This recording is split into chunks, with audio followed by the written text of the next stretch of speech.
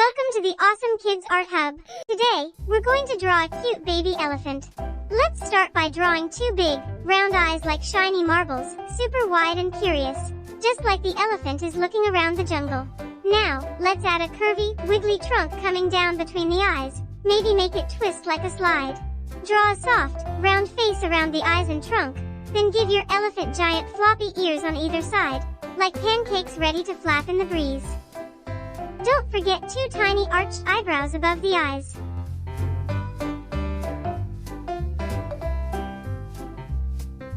Next, draw a big, round body under the head and four short, pudgy legs like little marshmallows standing tall.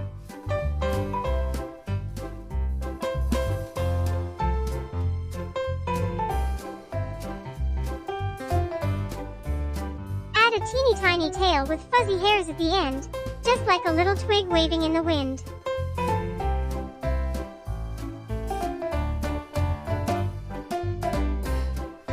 Now it's time to paint. Color the body soft blue like cotton candy.